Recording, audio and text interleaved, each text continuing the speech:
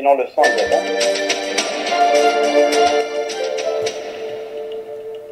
Voilà, bonjour, bienvenue dans ce nouvel épisode invité spécial. Vous savez, invité spécial, c'est de mettre en avant les ambassadeurs, les représentants, mais surtout par rapport à l'Algérie, les personnalités qui peuvent représenter et qui défendent la cause algérienne au niveau international.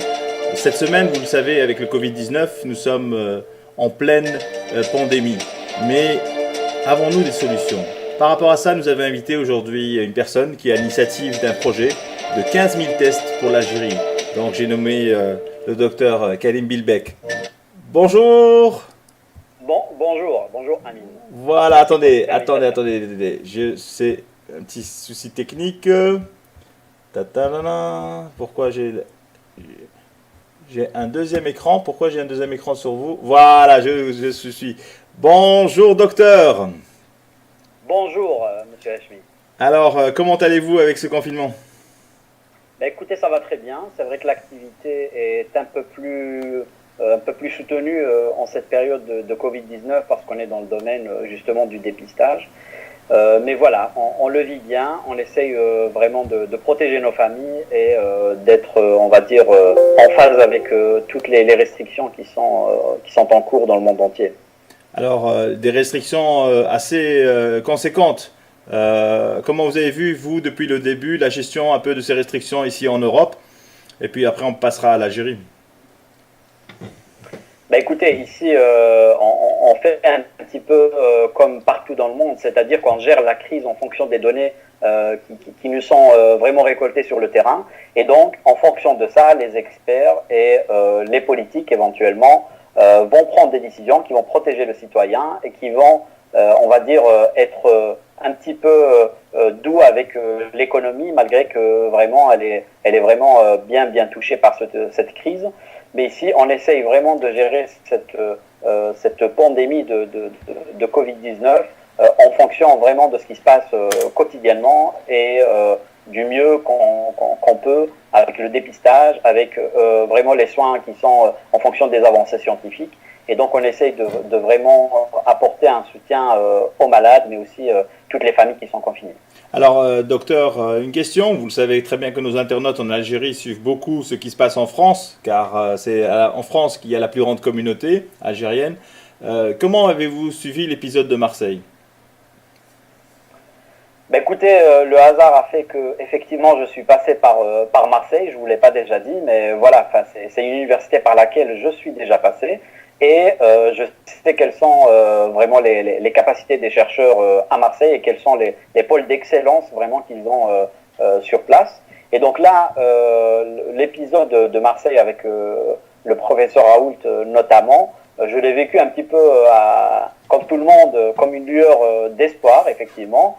Maintenant, il y a toujours des pour et des contre, et il y a certainement, on va dire, des études qui vont dans le sens du traitement proposé par le professeur Raoult, mais il y aura toujours des études qui ne vont pas soutenir cette stratégie-là qu'il a choisie.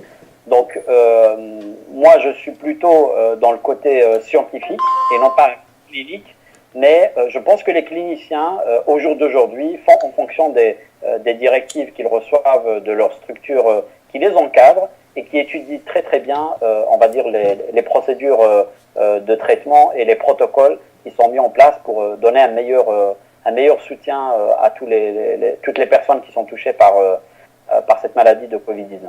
Alors, l'essentiel, c'est que on l'a vécu nous aussi, puisque la première conférence de Madame Sophie Willems, on l'attendait à 5 heures et on s'est retrouvé à 10 heures du soir. La deuxième fois, tout le côté, je veux dire, politique était conscient que la population voulait être tout de suite, je vais dire, mise au courant, mais dans les normes aussi, parce que attendre toute cette période-là, on s'est rendu compte qu'il y avait une grande communication en France. Ici en Belgique, on va dire, grâce à Dieu, on arrive à communiquer et puis à arriver à des résultats, car on est dans le déconfinement. Oui, effectivement. Ici, c'est des phases qu'il faut manager aux plus hautes sphères de l'État. Et donc là, il faut vraiment, on va dire, donner confiance à cette population qui demande à être rassurée, qui demande à en savoir plus, à avoir des informations concrètes et à avoir finalement une ligne de conduite qui va permettre vraiment à l'éradication de cette pandémie le plus vite possible, passer toutes ces phases, on va dire, dans les meilleures conditions, parce que là, la phase de déconfinement est plus, on va dire, un peu plus compliquée que la phase de confinement, car il ne s'agit pas de donner la même restriction à tout le monde, c'est-à-dire rester chez vous, mais ça serait vraiment différentes restrictions, différentes directives qui doivent être suivies par différentes tranches de la société. Alors, docteur, maintenant venons-en pour l'Algérie. Vous savez qu'ici, la communauté algérienne, elle est composée, on va dire, à peu près de 40 000 personnes. La plus grande partie est à Charleroi. Nous avons aussi une grande communauté ici à Bruxelles, à Gand, à Anvers, Mons aussi. Sans oublier qu'aujourd'hui, le jour de l'Europe, eh bien, nous n'oublions pas Ornu, la première ville où s'est tenue la première réunion révolutionnaire algérienne hors d'Alger. Alors, quelle est votre solution? Quel est votre projet? Et qui est dans ce projet-là? Alors, nous sommes vraiment un petit groupe de personnes, finalement, qui sommes, on va dire, travailleurs ici en Belgique, que ce soit dans des structures de recherche ou des entreprises pharmaceutiques ou biotechnologiques. Et donc là, nous formons un petit groupe de personnes qu'on peut appeler des experts qui permettent à l'Algérie d'avoir un soutien de l'extérieur pour, on va dire, prouver que nous, de l'extérieur, on peut aider aussi l'Algérie. Et donc, on veut étendre notre petit groupe à toute la communauté algérienne en Belgique pour donner la chance à tous ces gens-là d'aider l'Algérie malgré notre éloignement. Et donc, on vient aujourd'hui avec un projet qui est en relation avec le Covid-19, bien sûr, qui a touché tous les pays, mais chaque pays se défend avec ses armes. Et l'une, on va dire, des solutions pour freiner un petit peu l'avancée de cette pandémie, c'est de réaliser des tests de dépistage. Et donc, ces tests de dépistage freinent drastiquement l'avancée du virus parce qu'on isole la personne et ça nous permet de limiter la contagion du virus. Et donc là, aujourd'hui, on va dire, on a pensé à ce projet car on est en contact avec l'Institut Pasteur d'Alger parce que c'était la structure principale en Algérie qui effectuait le dépistage en Algérie. Et par la suite, il y a eu de bonne volonté d'autres laboratoires qui ont proposé d'installer d'autres laboratoires de diagnostic régionaux à travers le pays. Cependant, malheureusement, ils sont confrontés à la problématique du manque de réactifs, qui est un problème mondial. Et donc là, ces structures aujourd'hui ne fonctionnent pas à plein régime. Du coup, on va dire le clinicien algérien en Algérie a parfois du mal à traiter les patients car il n'a pas un diagnostic, on va dire, qui est fait sur tous les plans parce qu'aujourd'hui on utilise différentes techniques de diagnostic, mais les techniques, on va dire, de diagnostic moléculaire manque un petit peu de structure de dépistage. Nous, ce qu'on propose, c'est une solution concrète. Une solution concrète, on réagit en Algérie. Cette difficulté, nous l'avons bypassée en quelque sorte ici en Europe, grâce à notre réseau, grâce à des fournisseurs fiables et grâce à l'expertise de nos chercheurs et médecins qui sont avec nous. Donc, on a en main la possibilité d'apporter une solution de réactifs, donc d'acheter des réactifs pour aider les structures de dépistage en Algérie, en nombre de 15 000, ce qui va couvrir éventuellement environ 15 jours de dépistage en Algérie sur toute l'échelle du territoire national. Et donc, cette solution vient suite à un travail qui a été au préalable réalisé pour créer un système d'achat facilité avec des fournisseurs fiables et donc pour arriver tout simplement à aider on va dire les plateformes algériennes et les cliniciens algériens à se concentrer, à donner les meilleurs soins aux patients et ne pas forcément aller chercher des fournisseurs qui malheureusement ne sont pas assez nombreux ou assez fournie pour pouvoir leur apporter ces réactifs qui manquent. Donc aujourd'hui, on a la capacité d'acheter les réactifs ici, de les envoyer à l'Institut Pasteur, et l'Institut Pasteur va se charger directement de les distribuer dans les centres qui sont habilités pour faire le diagnostic en Algérie.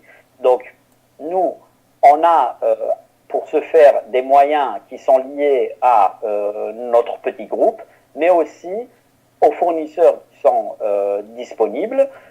Par ailleurs, nous avons aussi une association qui s'appelle Ain al-Khair, qui nous aide dans tous les aspects logistiques et tous les aspects, on va dire, administratifs, parce que nous sommes que des personnes qui voulons faire du bien, mais il faut encadrer ça, on va dire, dans une structure telle qu'une ASBL comme Ain al-Khair. Et donc là, la possibilité que nous offrons à la communauté algérienne en Belgique, c'est de participer vraiment à cette action et d'aider l'Algérie, on va dire, à distance, car l'Algérie aujourd'hui a besoin de nous tous, de tous les Algériens qui sont dans le monde, car il faut augmenter la capacité de diagnostic dans les différentes plateformes de diagnostic et de dépistage en Algérie, tout simplement pour pouvoir, on va dire, donner les meilleurs soins et sauver un maximum de monde.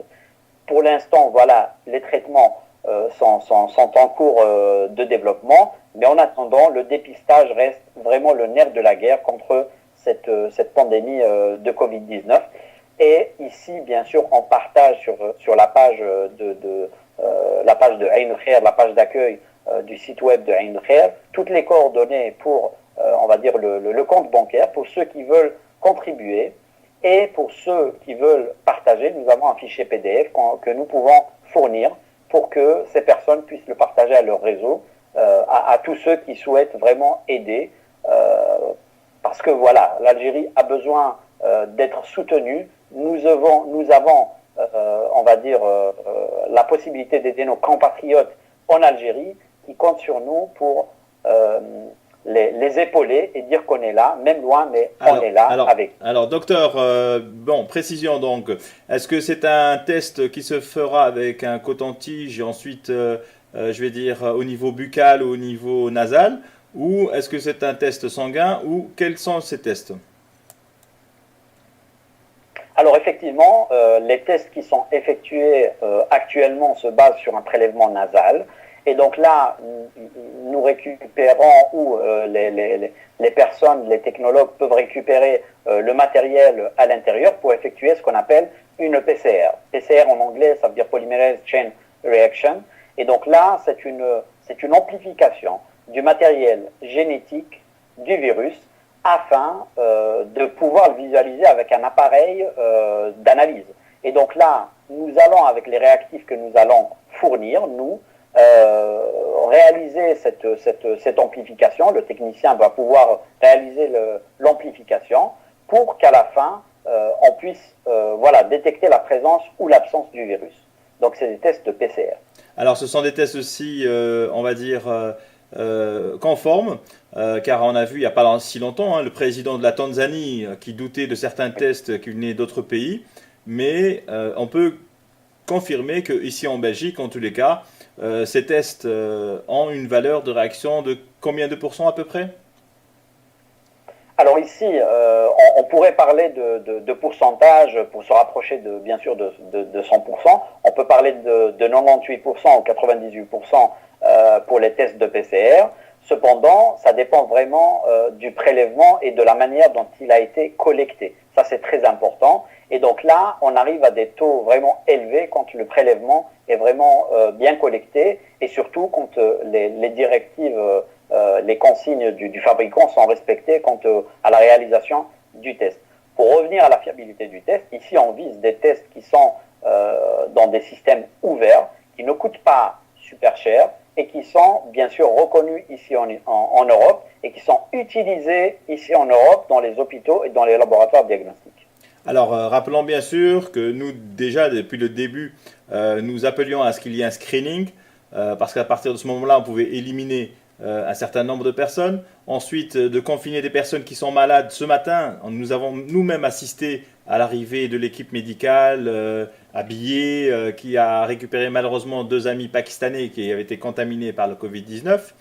Et puis, tant qu'on n'a pas de vaccin ou de sérum ou autre, c'est sûr que 15 000 tests, c'est déjà pour, je vais dire, une bouchée d'oxygène, mais nous parlons peut-être après d'une collaboration à long terme. Ben, effectivement, ici, malheureusement, ce n'est pas la fin du Covid-19 et effectivement, les tests doivent s'accentuer éventuellement pour pouvoir éradiquer cette maladie et le virus qui en est la cause. Cependant, ça reste une stratégie de chaque pays et ça reste une stratégie qu'il faut planifier avec les épidémiologues qui sont les épidémiologistes, pardon, qui sont vraiment en première ligne pour récolter les données et pour éventuellement aiguiller les décideurs afin d'opter pour une stratégie. Donc la stratégie du dépistage à grande échelle est une nécessité éventuellement pour venir à bout de ce virus et c'est ce que nous préconisons pour l'Algérie aussi.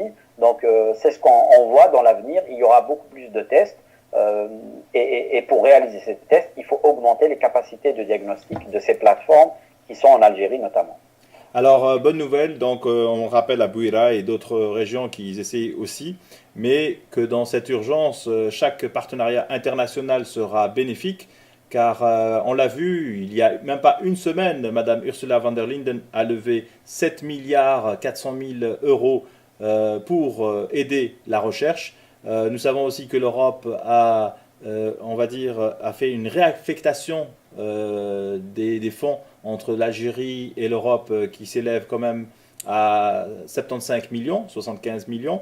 Et nous avons assisté aussi à une conférence de presse de l'USAID la semaine dernière qui prenait une aide avec justement les méthodes de communication et qui ont débloqué 500 000 dollars pour l'Algérie. D'un autre côté, nous avons eu le président, M. Abdelhamid Tebboune, qui a confirmé que toute aide était la bienvenue, mais que l'Algérie avait aussi les moyens, je vais dire, d'essayer de s'en sortir de cette pandémie, qui, nous le rappelons, ce n'est pas que la pandémie, c'est une crise économique qui peut avoir derrière. Et puis cette deuxième vague, que certains spécialistes appellent la deuxième vague du coronavirus, mais que beaucoup nomment comme deuxième vague des maladies qui n'avaient pas été soignées durant cette période de confinement, car nous avons vu ici, malheureusement, des personnes âgées qui s'étaient presque, je vais dire, laissées mourir, car les infirmiers avaient peur de les approcher, il n'y avait pas assez d'informations comment pouvoir traiter les personnes âgées sans les contaminer. Et je pense que vous avez un avis sur ces images que nous avons vues en Algérie, de ces foules qui se pressent dans cette période de Ramadan pour aller acheter la qalbelouz ou la zlabia ou autre chose. Est-ce que le confinement est vraiment une des solutions? Car si vous allez ramener des tests, c'est justement pour sortir de ce confinement. Alors ici, on met tout en œuvre, effectivement, et travaille beaucoup pour apporter ces tests-là. Cependant, il faut qu'on s'entraide tous. Donc nous, on va faire le nécessaire ici en tant que communauté algérienne à l'étranger, mais aussi les personnes qui sont en Algérie doivent avoir une conscience collective et une conscience individuelle pour se protéger eux-mêmes. Et donc comment se protéger? Tout simplement en évitant les foules et en respectant les distanciations sociales. Car il est vraiment primordial on va dire, de ne pas tomber dans le piège de la facilité, dans le sens où on voit qu'il y a moins de morts, moins de personnes contaminées, et là, on se dit que c'est en train de partir. Ce n'est pas, on va dire, une tendance qui est en train de baisser et que ça va partir d'elle-même, mais c'est tout simplement un combat pour pouvoir éradiquer cette maladie. Et donc, la seule manière de l'éradiquer, c'est vraiment cette distanciation sociale. Sinon, il y aura effectivement un regain de contamination et malheureusement, il y aura peut-être des dégâts plus importants que ce que les gens croient. Eh bien, on va en rester là déjà parce que nous sommes arrivés à la fin de notre interview. Juste, bien sûr, nous rappelons que nous sommes en période de Ramadan, donc nous vous présentons tout neveu par rapport à ce mois, Ramadan Mubarak. Et puis, je l'espère que les personnes qui sont malades et qui comprennent que même si c'est le ramadan, il faut faire attention car ce virus surtout s'attaque aux personnes affaiblies ou qui ont déjà une pathologie, aux personnes obèses. Et ce serait dommage que le temps qu'on ramène ces tests en Algérie, qu'elle succombe à cette, on va dire, pandémie. Un dernier mot, donc, docteur, par rapport à la communauté qui vous écoute aussi pour ce ramadan. Alors, je leur dis déjà Sahar Bankom et je leur dis qu'il faut vraiment être soudés pendant cette période. Il faut vraiment être solidaire pour l'Algérie et il faut toujours penser que nous sommes utiles à l'Algérie. Nous sommes vraiment les enfants de l'Algérie qui peuvent vraiment apporter un plus qui reste vraiment une bouffée d'oxygène, comme on le dit, pour l'Algérie et qui va permettre aux Algériens, on va dire, de s'occuper d'autres soucis que ces histoires de fournisseurs et ainsi de suite. Donc nous, on va être là pour l'Algérie et on sera toujours là pour l'Algérie. Donc, je veux dire, Tahia al-Jazair et je vous souhaite tous Sahaf Talkom. Alors, juste une chose qu'on a oubliée, que veut dire Soudo Koval? Donc, Soudé Koval, c'est pour soutien du dépistage Covid-19 en Algérie. Donc, c'est vraiment le soutien de ces dépistages qui, je ne doute pas, l'Algérie a toutes les capacités de le faire, mais nous tenons à mettre en avant notre contribution pour que, on va dire, cette action puisse apporter un plus et qu'on se concentre en Algérie sur d'autres, on va dire, d'autres problèmes pendant ce Covid-19 et, on va dire, attendre notre petite contribution avec une cerise sur le gâteau. Alors nous sommes à peu près à 40%, 50% de levée de fonds? Alors actuellement, c'est vrai que c'est une bonne nouvelle quand on voit les donateurs qui s'activent. Effectivement, on a déjà dépassé une vingtaine de pourcents des dons. Je ne me prononcerai pas sur 30%, mais normalement, d'après les chiffres, on approche les 30%, je pense. Et nous rappelons que ce ne sont pas des promesses, ce sont des dons qui sont arrivés sur les comptes et qu'il reste encore tous nos amis qui nous ont confirmé qu'ils allaient s'activer, sachant qu'en ce moment, c'est un peu le confinement, c'est le week-end et puis c'est les fêtes. Bien sûr, nous rappelons ce sacrifice que les soldats algériens avaient fait pour l'Europe, ici, lors de la bataille de Gembloux, qui aura lieu le 14, enfin qui a son anniversaire le 14 et le 15 mai, et que chaque année les autorités belges nous rappellent, car celle-ci, c'est une opération aussi qui s'adresse aux amis de l'Algérie en Belgique. Je tiens juste à rappeler que voilà, c'est la solidarité et ici, nous, on a besoin, on va dire, l'Algérie a besoin de nous jusqu'au 20 mai pour récolter on va dire, cette somme de 25 000 euros pour envoyer les 15 000 tests. Donc, je tiens à dire aux gens qu'il faut partager éventuellement cette vidéo ou le fichier PDF afin d'atteindre cette somme au jour du 20 mai 2020. Et comme ça, nous allons directement procéder à l'envoi de ces réactifs pour aider, on va dire, les plateformes de dépistage et les soutenir comme il se doit. Alors, vous voyez, docteur, on m'a dit 5 minutes, 10 minutes, on est déjà dépassé. Mais en tous les cas, c'est un plaisir, c'est un plaisir. On fera bien sûr un résumé et on enverra cette vidéo aux personnes adéquates, tout en espérant refaire le spot, car on a eu quelques remarques. J'attends toujours le logo. Est-ce que le logo est prêt? Oui, effectivement, on a le logo qui est prêt. On a une personne qui est en train de travailler sur une landing page pour avoir... on va dire en temps et en heure, le montant qui est disponible, les personnes qui ont désiré figurer parmi les donateurs et bien sûr un espace de partage. Merci beaucoup, docteur. Ma salama, Merci à vous. Au revoir. Ma salama. Merci.